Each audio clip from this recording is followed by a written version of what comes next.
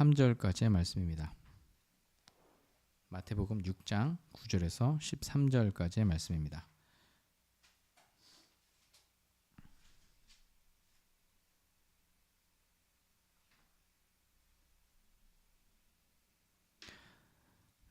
자, 제가 세번역 성경으로 준비했습니다. 같이 함께 읽겠습니다. 그러므로 너희는 이렇게 기도하여라. 하늘에 계신 우리 아버지, 그 이름을 거룩하게 하여 주시며 그 나라를 오게 하여 주시며 그 뜻을 하늘에서 이루심 같이 땅에서도 이루어 주십시오. 오늘 우리에게 필요한 양식을 내려주시고 우리가 우리에게 죄 지은 사람을 용서하여 준 것 같이 우리의 죄를 용서하여 주시고 우리를 시험에 들지 않게 하시고 악에서 구하여 주십시오. 나라와 권세와 영광은 영원히 아버지의 것입니다. 아멘. 네.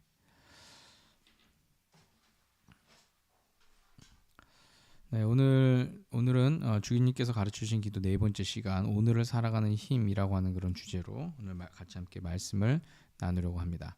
지금 제 소리가 정상적으로 잘 나가나요? 네. 저도 모니터를 이렇게 가끔 해봐야 됩니다. 네, 잘 나가는군요. 네, 다행입니다. 혹시 잘 안 들리시면 이어폰으로 듣는 볼륨과 그냥 하는 볼륨이 좀 다르더라고요. 네, 그래서 여러분들이 좀 편한 방법으로, 듣기 좋으신 방법으로 하셨으면 좋겠다라고 그렇게 이제 생각이 됩니다. 네, 각자 이제 들으시는 환경이 좀 달라서 여러분들 환경에 맞춰서 이렇게 보셔야 될 것 같고요. 일단 볼륨이 좀 작다고 느끼셨던 분들이 계셔서 제가 오늘은 볼륨을 조금 높였는데 오늘은 어떤지 모르겠습니다. 네, 잘 들리시죠? 네, 잘 안 들리시면 채팅창에 남겨주시면 제가 보고서 또 바로 대처를 하도록 하겠습니다. 제가 머리가 좀 달라졌습니다.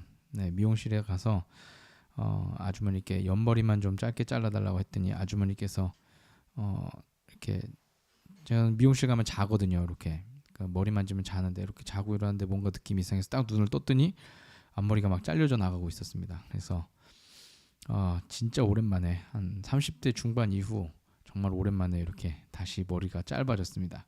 운동선수 같죠? 네, 군인 같다 그러다가 이제 머리가 조금 며칠 더 자라니까 이제 운동선수 정도 되는 것 같습니다. 네.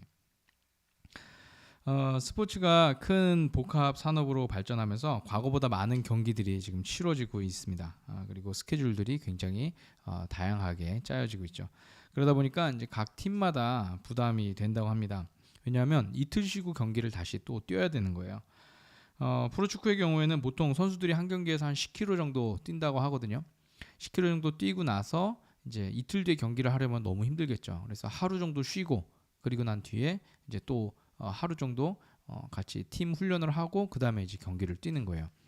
네, 우리가 좋아하는 그 손흥민 선수가 속해 있는 그 토트넘 핫스퍼의 그 경기가 이번 일정이 그렇게 짜여져 있다고 그 감독이 막 불평하는 그런 이야기를 들었습니다.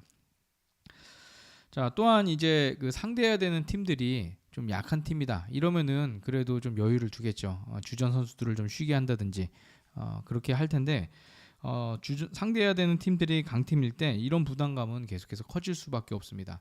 피곤하지만 이 주전 선수들한테 계속해서 경기를 뛰라고 이야기를 해야 되고 뭐 그런 거죠.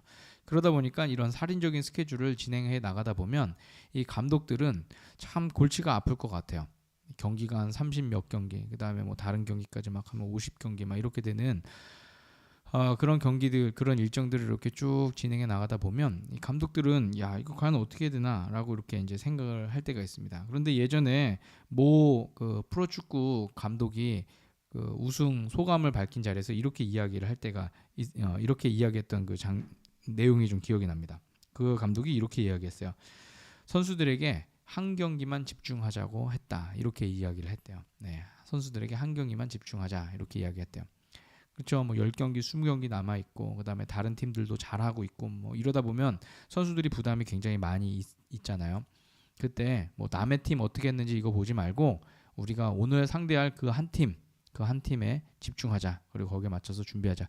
그렇게 이제 한 걸음 한 걸음 그날의 경기들을 잘 치러오다 보니까 어느새 우승을 할 수 있는 그런 순간까지 왔다. 이렇게 이제 이야기를 했습니다. 이거를 이제 뭐 낭만적으로 이야기를 하면 그렇게 이제 표현도 할 수 있는데 한편으로는 저는 이렇게 생각이 됩니다. 이번에 있을 한 경기만 집중하자라고 하는 이 말은요, 그 한 경기는 정말 치열하게 해야 된다라는 그런 이야기로 우리가 생각을 할 수 있을 것 같아요. 그 한 경기는 정말 내가 내일은 경기가 없을 것처럼, 마치 나에게 내일이 없는 것처럼 내 온몸을 던져서 피가 터지도록 그렇게 이제 뛰어야 된다. 몸이 부서지도록 뛰어야 된다. 뭐 이렇게 이제 생각을 하는 거죠. 그래야만 선수가 가진 모든 것들을 다 발휘할 수 있기 때문에 그렇습니다.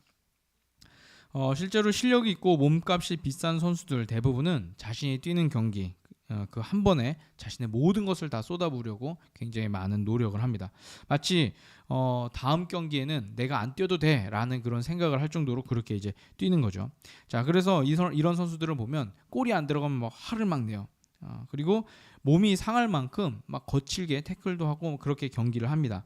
심지어 후보로 있다가 잠깐 그라운드에 잠깐 나오는 선수들, 뭐 10분 아니면 뭐 5분 이렇게 나오는 선수들도 그 짧은 시간에 자신이 가진 모든 것을 다 보여주려고 그렇게 막 뛰어다니고 그렇습니다.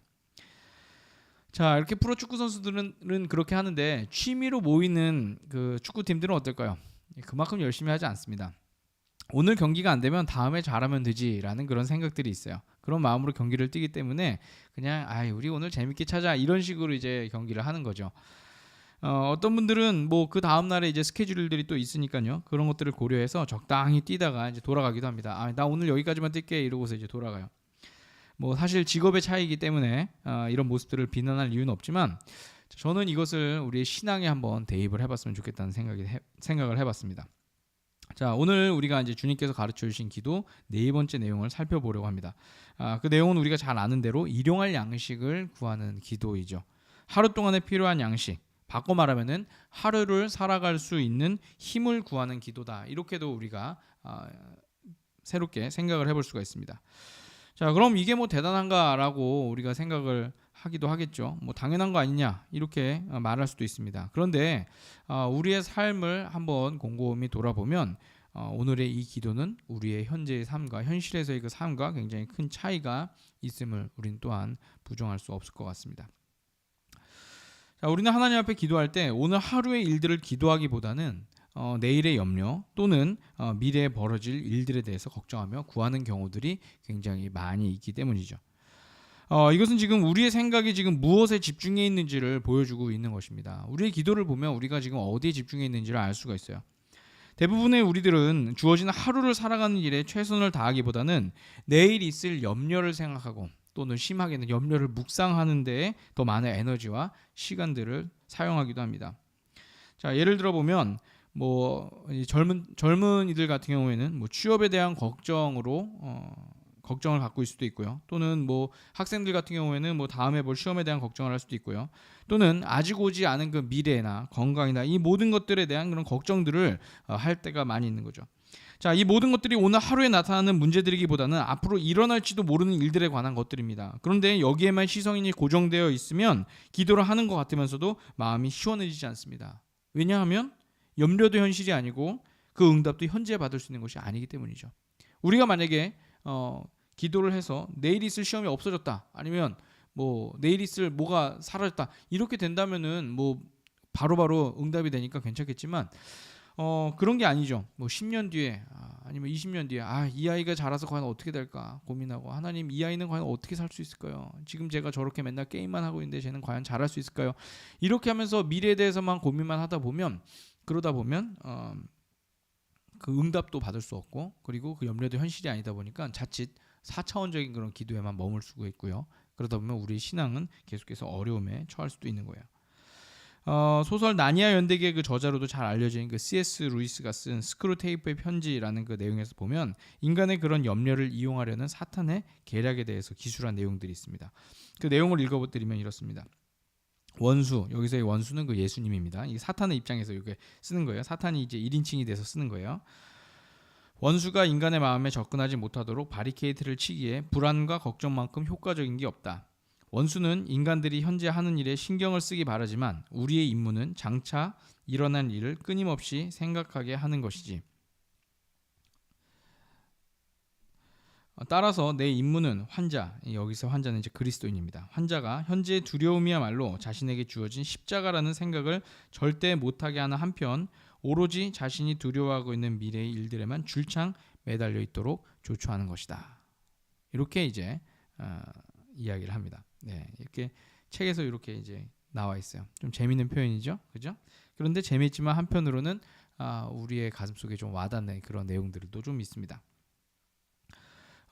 예수님은 인간들이 현재 하는 일에 신경을 쓰기 바라는데, 그렇지만 사탄은 우리로 하여금 계속해서 일어날 일들에 대해서 끊임없이 생각하게 한다는 거죠.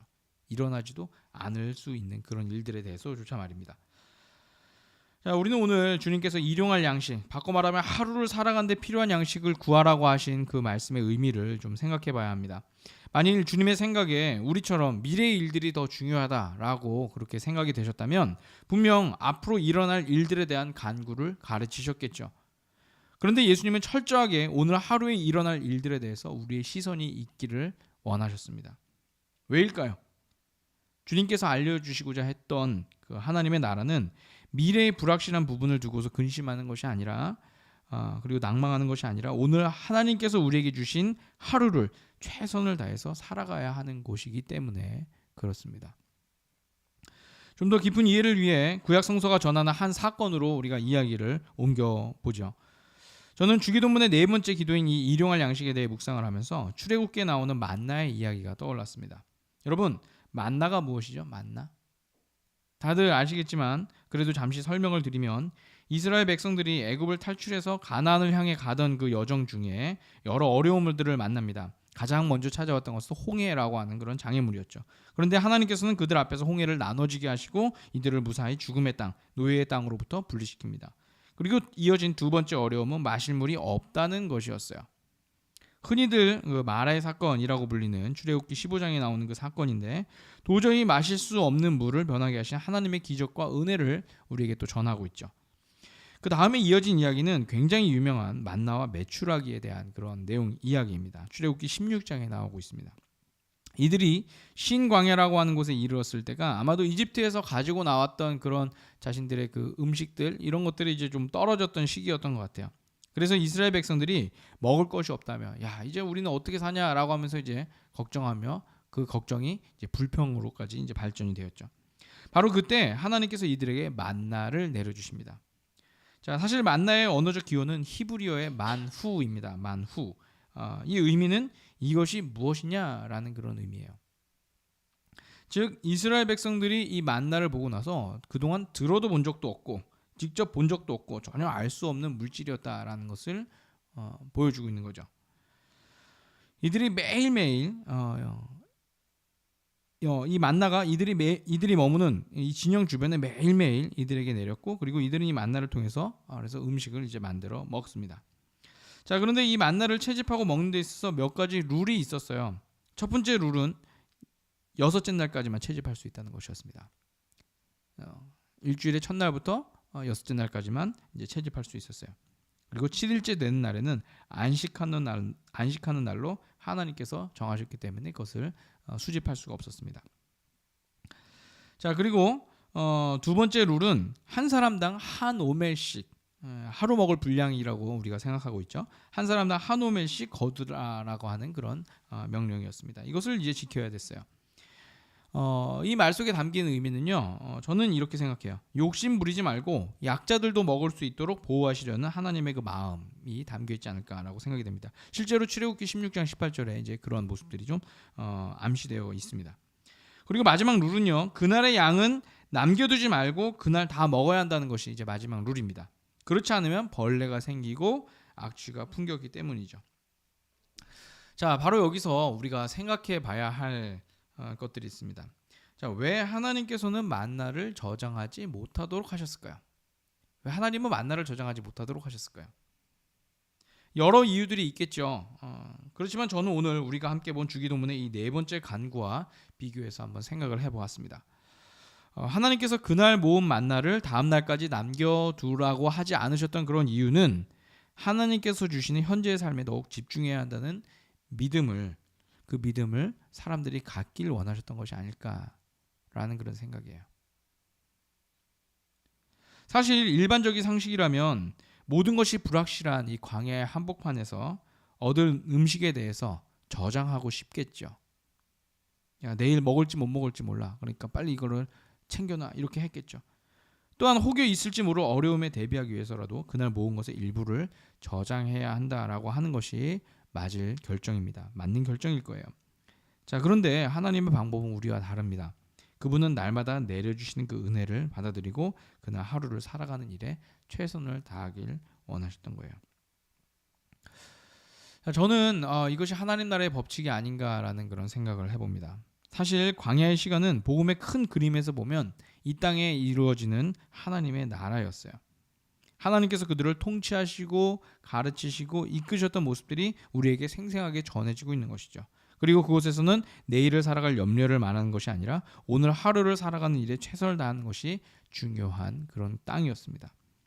그렇지 않으면 아껴뒀던 음식에 의지하게 되고 하나님 없이 사는 법을 찾으려고 애쓰기 때문이죠. 어디 그뿐이겠습니까? 자신의 것을 아끼기 위해서 남의 것을 더 사용하고 빼앗으려는 시도도 그들 가운데 있었겠죠. 이런 이유로 인해서 하나님께서는 하루치 양도 한 오멜로 정해주시고 그것을 남기지 말라고 하신 것이 아닐까. 저는 오늘 예수님의 기도와 함께 이 말씀을 그렇게 생각을 해봤습니다. 그래야만 주어진 하루 동안 하나님을 전적으로 신뢰하고 따르는 삶이 가능했을 테니까요. 실제로 예수님의 삶과 가르침을 봐도 그렇습니다. 굳이 마태복음 6장 34절의 말씀이 내일 일을 걱정하지 마라. 내일 걱정은 내일이 알아서 할 것이다. 이런 말씀을 들지 않아도 복음서 여러 군데 나오는 예수님의 모습들을 통해서 주님께서는 하루하루에 집중하며 사셨음을 우리 가운데 보여주고 있습니다.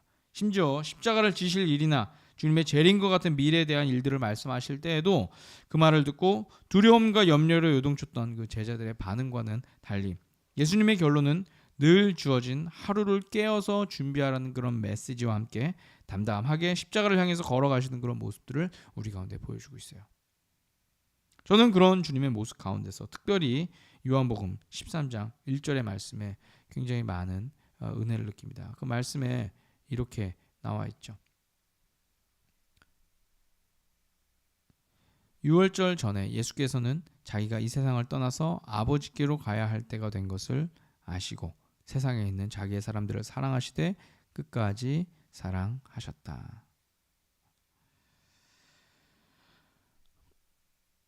앞으로 다가올 십자가를 피할 방법이나 사후 조치 등과 같은 다른 일들에 집중하지 않으시고 오늘 당신에게 주어진 사람들을 사랑하시는데 예수님께서 최선을 다하셨다라는 거예요. 오늘 나야 할 일은 이것이다라는 거예요. 이 제자들에게 야, 내가 죽으면 언제 몇 시까지 와라. 그리고 그때 안 오면 안 된다. 그리고 내가 승천을 하고 나면 그 다음에는 어떻게 해야 된다. 조직은 어떻게 짜야 되고 이런 거 예수님 말씀하지 않으셨다는 거예요. 그냥 오늘 주어진 사람들을 사랑하는데 최선을 다하신 거예요. 길에서 만나는 병자들 그리고 외면받고 있는 그런 사람들로부터 따돌림 당하고 있는 그런 이들에게 예수님께서 찾아가셔서 오늘은 내가 너를 만나야 되는구나. 예수님은 그렇게 사람들을 대하셨다는 거죠. 자, 오늘 우리가 예수님을 믿는다면 오늘 우리가 살아가는 모습도 바로 이와 같지 않아야 할까? 저는 그런 생각이 듭니다. 그렇습니다. 하나님께서 주신 하루를 성실하게 살아가는 것, 이것은 우리도 쉽게 공감할 수 있고 그리고 따라야 함도 아는 그런 말씀이에요. 머리로는 이미 우리가 잘 알고 있죠. 특별히 주님의 제자의 길을 걷겠다고 말하는 그리스도인이라면 더욱 그래야 합니다. 특별한 날이나 특별한 장소나 특별한 이벤트에서만 그렇게 사는 것이 제자의 진정한 모습이 아니라는 것 정도는 이미 우리도 잘 알고 있죠. 자, 그런데 그것이 그럼 왜 우리 삶에서 쉽게 이루어지지 않고 있을까요? 여러 이유가 있겠지만 저는 그 중에서도 일용할 양식을 구하는 이 기도가 갖고 있는 소중함을 우리가 놓치고 있기 때문이 아닐까라고 생각해 봅니다. 무슨 말이냐 반문하시겠지만 어느덧 우리 삶에 자연스럽게 녹아있는 삶의 방식과 기도를 보면 더욱 그렇습니다. 우리 한번 우리의 삶을 한번 점검을 해볼까요? 자, 우리는요 일용할 양식보다 더 많은 것을 구할 때가 많이 있습니다. 가장 먼저 점검해야 할 우리 삶의 방식과 기도는 바로 욕심과 관련한 부분이죠. 사람들이 그날 하루에 필요한 능력과 재력과 음식을 구하기보다는 그것보다 더 많은 것들을 모으는데 혈안이 되어 있기 때문이에요. 사실 따지고 보면 지금 우리 삶의 사람들이 우리 주변의 사람들을 보면 지금 대부분 당장 하루 먹고 사는 데는 전혀 문제가 없어요. 오히려 하루를 굶어도 건강상에 큰 무리가 없는 이들이 오히려 많이 있죠. 어떤 이들에게는 건강상의 유익을 주기도 합니다. 하지만 그럼에도 불구하고 사람들의 기도와 삶의 방향은 여전히 내일이 아니라 1년 뒤, 10년 뒤, 더 나아가 자손들에게까지 이어질 양식을 구하고 살고 있는 거예요. 그리고 그러다 보면 자연스럽게 내 것이 아닌 남의 것들에게까지도 손을 대야 하는 그런 일들이 벌어지게 되는 것이죠. 자기 것으로는 모자란 것이 당연하니까요. 내 것만으로는 내가 자손 대대로 물려줄 수 없는 것이 당연하니까요. 오늘 우리 주위를 둘러봐도 쉽게 그런 사건들을 만날 수 있지 않습니까? 욕심이 멈추지를 않고 폭주를 하다가 남의 돈 갖고 행패 부리고 권력이 있다고 하는 이들은 국민의 돈까지도 다 가져다가 자기 배불리 하는데 애를 쓰고 또 그 아래에 그 일을 이어가려고 줄을 대려고 하는 그런 사람들, 우리가 진절머리를 내는 그런 사람들의 그 모습들. 그런데 더 무서운 것이 뭔지 아세요? 지금 우리도 조심하고 깨어있지 않으면요, 우리도 그런 유혹이 찾아왔을 때 그런 사람들처럼 우리도 될 수 있다는 거예요. 다시 말하면 우리에게 아직 그런 기회와 힘이 없어서 그렇지, 그래서 지금 내가 마치 피해자인 것처럼 그렇게 피해자로 내가 살아가는 것처럼 보이지, 우리도 지금 내가 하는 기도와 삶의 방식을 바꾸지 않으면 우리도 언제고 우리가 비판하는 그 사람이 될 수 있다는 거예요.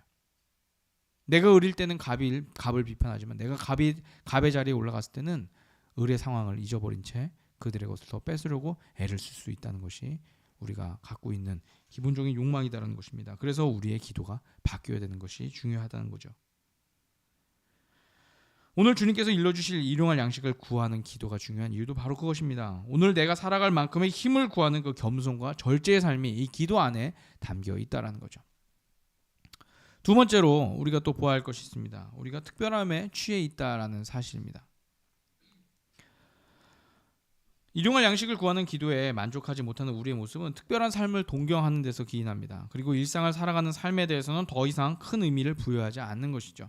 그러다 보니까 하루를 살아갈 힘을 구하는 기도가 그리 대단해 보이지 않게 느껴집니다. 굳이 기도하지 않아도 잘 살 수 있다고 생각하니까요. 출근하거나 학교에 가는 일이 크게 어렵지 않고 밥을 먹는 것조차도 큰 의미가 있는 것이 아니고 내가 오늘 하루 동안 만나게 될 사람들 또한 그리 특별해 보이지 않으니까, 그런 사람들 또한 특별해 보이지 않으니까 그런 마음이 자연스럽게 들겠죠.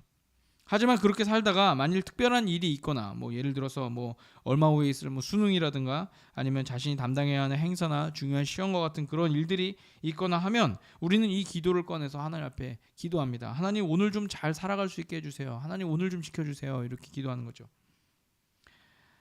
기독교 컨텐츠를 제공하는 그 미국의 비영리 사역단체 Lifeway Christian Resources라고 하는 그 리소시스의 그 책임자인 그 마이클 켈리가 쓴 지루함이라고 하는 그 책에도 보면 그런 우리의 삶을 꼬집는 그런 이야기가 있습니다. 특별히 하나님께서 주시는 일상에 대해서 소홀히 생각하는 사람들에게 하나님의 시각으로 바라보도록 돕는 그런 책이에요.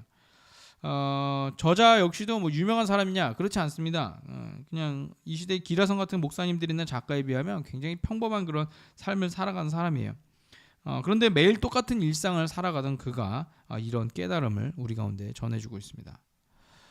우리가 놀라운 하나님을 따를 때 우리 삶에 평범한 일 같은 것은 없다.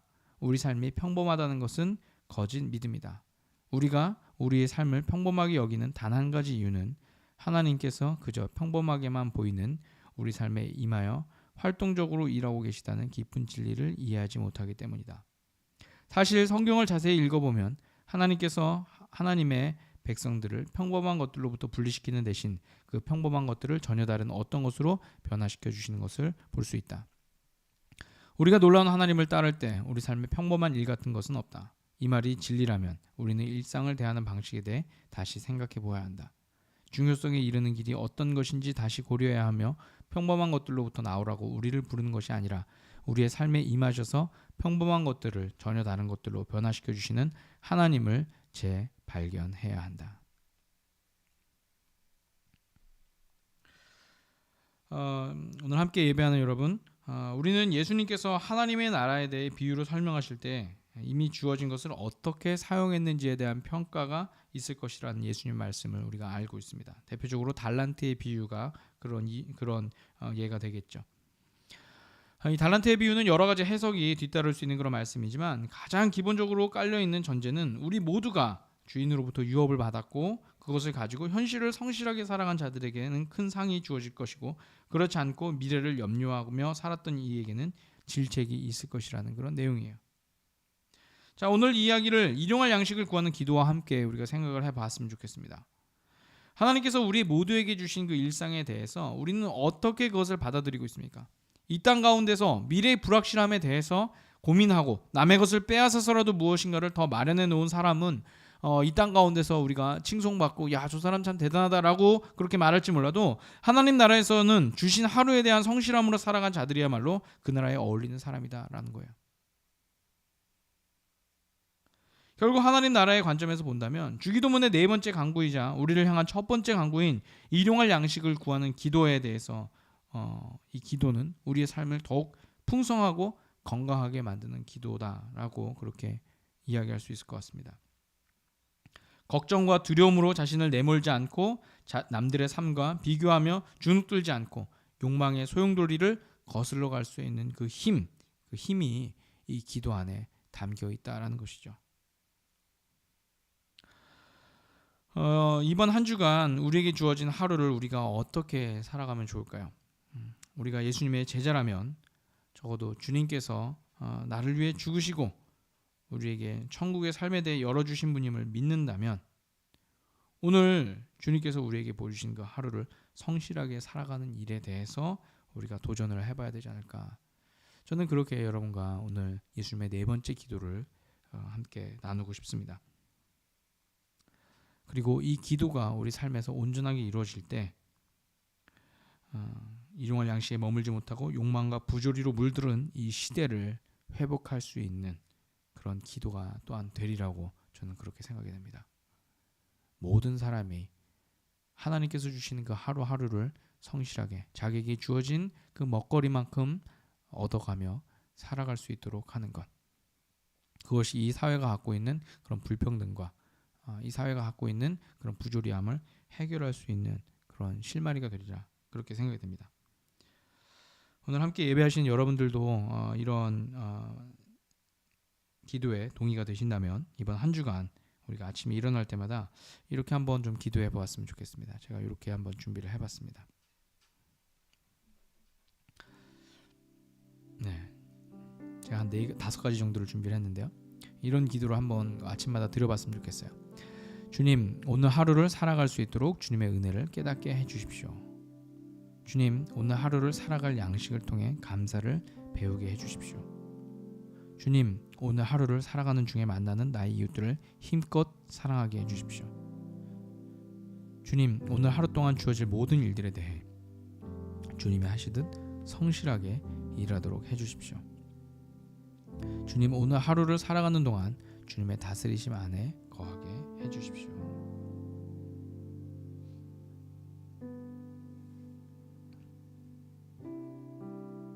어떻습니까? 네, 당연하죠? 네, 당연한데 당연한 이 기도가 정말 우리 안에서 살아나고 우리 안에서 이루어지는 그런 놀라운 역사가 있길 간절히 소망합니다. 이제 감사에 대한 이야기들을 생각할 때가 되었습니다. 사실 매일매일 우리가 생각해야 되는데 11월이 되면 각 교회마다 또한 그리스도인들이 추수감사라는 그 이름 아래에 우리가 감사에 대한 이야기들을 좀 더 많이 거론하는 그런 때가 된 것 같아요. 저는 오늘 우리가 아주 특별한 감사를 고민하기 이전에, 그런 것들을 짜내서 무엇인가를 쓰기 이전에 이미 우리 가운데 주셨던, 매일매일 우리를 향해서 쏟아지는 하나님의 그 찬란한 햇빛, 그리고 그 환경들, 그리고 그 은혜들을 우리가 조금 더 집중해서 나가면 좋겠다는 생각이 듭니다. 네. 그리고 올 11월에도 저희가 저희 교회에 있는 그 헌금들을 같이 모아서, 저희와 함께 하시는 분들의 그 헌금들을 모아서 또 한 분을 도우려고 합니다. 네, 오랜 병상에 계신 분인데 저희가 좀 그분과 함께 그분의 그 발걸음에 같이 동참하려고 하고 있습니다. 혹 여러분들 중에서도 함께 하시고자 하는 분들은 아래에 댓글 남겨주시면 저희가 함께 하실 수 있는 방법을 알려드리도록 하겠습니다. 네, 우리 다시 한번 이 기도를 우리가 되새겨보면서 우리 같이 함께 또 찬양하면서 오늘 말씀을 함께 정리하도록 하겠습니다.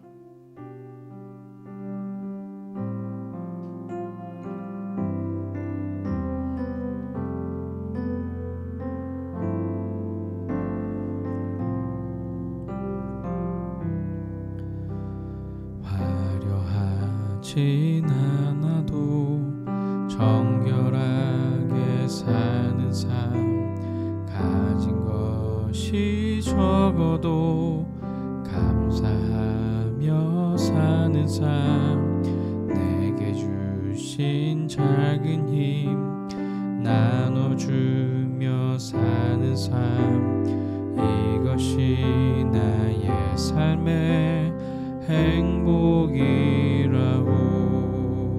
우리 다시 한번 찬양할까요? 화려하지 않아도 정결하게 사는 삶, 가진 것이 없어도 감사하며 사는 삶, 내게 주신 작은 힘 나눠주며 사는 삶, 이것이 나의 삶의 행복이라고. 이것이 행복이라고.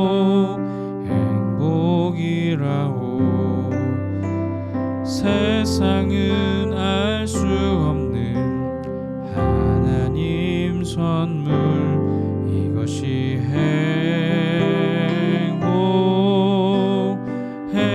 행복이라고. 하나님의 자녀로 살아가는 것, 이것이 행복이라고.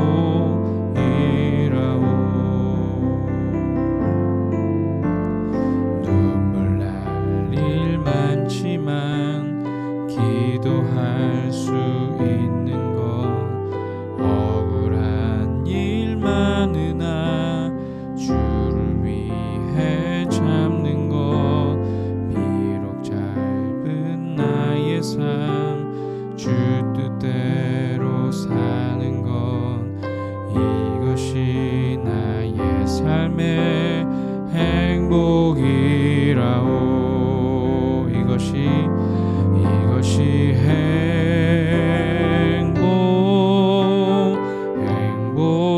행복이라고. 세상은 알 수 없는 하나님 선물, 이것이 행복이라고.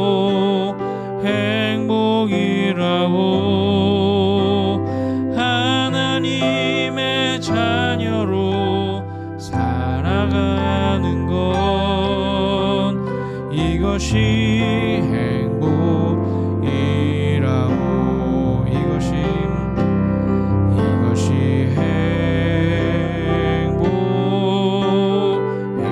행복이라고. 세상은 알 수 없는 하나님 선물, 이것이 행복이라고.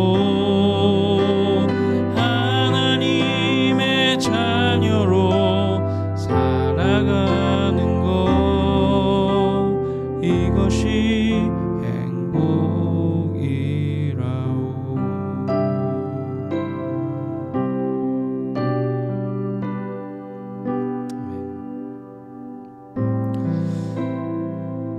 사랑의 아버지 하나님, 우리에게 평범한 일상을 주셔서 감사합니다. 하나님, 하루하루를 아침에 일어나서 주님을 생각하며 살아갈 수 있고, 우리에게 만날 수 있는 이웃을 주셨고, 우리가 일할 수 있는 일터를 주셨고, 공부할 수 있는 환경을 주셨고, 또 하루를 먹을 수 있는 그런 양식들을 주심을 감사합니다. 어떤 날은 그것이 풍족할 때도 있고, 어떤 날은 그것이 부족할 때도 있지만, 그러나 그 모든 날들 속에서 주님께서는 그 하루를 살아갈 수 있는 힘을 주셨고, 그 은혜를 주셨음을 우리가 믿습니다. 하나님, 우리가 미래의 일들을 너무 염려하며 살아가지 않도록 주님께서 인도해 주시고, 그 염려에 함몰되어서 남의 것을 더 빼앗기 위해서 애쓰고 노력하지 않도록 인도하여 주시옵소서. 또한 나의 것이 부족하다며 불평하며 살아가는 것이 아니라 오늘 하루 동안에 주님께서 우리 가운데 동행하여 주셨던 그 은혜들, 그 일들을 우리가 기억하며 살아가도록 인도하여 주옵소서. 하나님, 오늘 우리가 일상을 살아가는 중에 우리 가운데 주신 그 물질을 주님 앞에 감사함으로 드린 이들이 있습니다. 주님, 11조와 감사의 예물을 드린 그 귀한 가정을 주님께서 축복하여 주시고 주님께서 그 가정이 더욱더 많은 이들에게 나눠주고 베풀어 줄 수 있는 믿음의 가정이 될 수 있도록 인도하여 주시옵소서. 또한 각자의 일상에서 다른 이들과 삶을 나누고 밥 한 끼를 하고 그들의 이야기를 들어주고 살아가는 우리 그리스도인들의 그 삶 가운데서 주님께서 축복하여 주셔서 그들이 어느 곳에 있든지 어느 곳에 그들의 물질이 사용되든지 주님의 사랑이 전파될 수 있도록 인도하여 주시옵소서. 오늘 우리가 들은 그 말씀 그대로 살아가길 간절히 소망하며 이제는 예수 그리스도의 크신 은혜와 날마다 우리 가운데 함께 하시며 우리 가운데 하루의 일상을 건강하게 살아가도록 도우시는 하나님 아버지의 그 극진하신 사랑하심과 우리가 걸어가는 그 길마다 한 걸음 한 걸음마다 하나님의 그 은혜들을 기억나도록 우리를 도우시는 성령님의 그 인도하심이 오늘 주의 말씀을 듣고 각자의 삶 가운데서 주님의 뜻을 이뤄가며 하나님의 나라를 확장해가는 우리 예배자들의 삶 가운데 주님께서 지금부터 영원까지 함께 하시기를 간절히 축원하옵나이다. 아멘.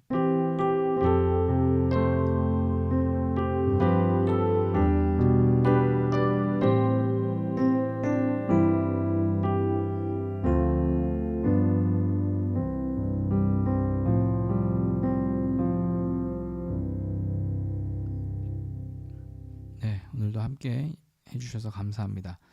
네, 날씨가 많이 추워졌고 그리고 이제 내일 모레가 비가 오면 정말 이제 늦가을이 된다고 합니다. 여러분들 환절기에 건강 관리 잘 해주시고요. 그리고 또 무엇보다 이제 위드 코로나가 되면서 점차 이제 확진자들이 어떻게 될지 지금 추이를 봐야 되는데 그 과정 가운데서 여러분들 모두 강건하시기를 또한 기도하겠습니다. 네, 또 여러분들 같이 예배하시면서 느끼셨던 부분들이나 그런 은혜들을 저희 그 댓글창에 남겨주시면 저희도 또 그 글을 보면서 또 예배를 준비하는 데 있어서 또한 저희가 신앙의 발걸음을 걸어가는 데 있어서 서로 좀 도움이 될 것 같습니다. 네, 그렇게 함께 해주시면 감사하겠습니다. 자, 오늘 그러면 방송은 여기서 마치겠습니다. 감사합니다.